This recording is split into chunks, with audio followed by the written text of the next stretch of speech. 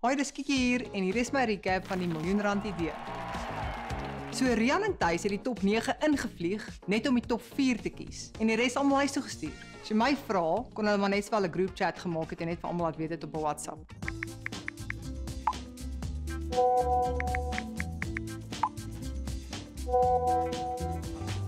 Ja, okay, dit sou seker nou nie goeie TV gemaak het nie. Eerst aan die beurt was Werner, Andries en Hein. En Thys het toe een van sy gunstelinge huis toe gestuur, tot almal se skok. Nie eers Rian kon dit glo nie. Thys maak wel sy fout. Hy gaan 100% spyt wees en ek kan nie glo wat hy gedoen het nie. Maar die drama het nie daar geëindig nie. Hulle het volgende vir Bertus en oom Chris huis toe gestuur. Elke hond kry sy dag, maar vandag is nie oom se nie, hoor.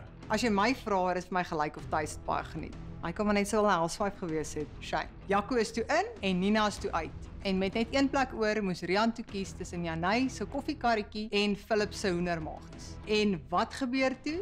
Net daar stuur hy albei huis toe. Wat maak jy nou? Wag en sien.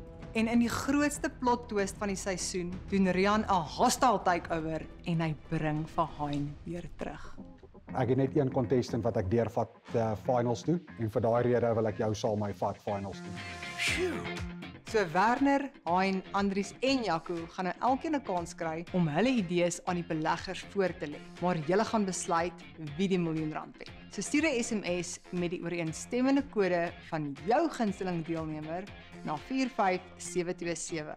En onthou, 'n SMS kos R1.50 en standaard WSNV's is geldig. Okay, bye!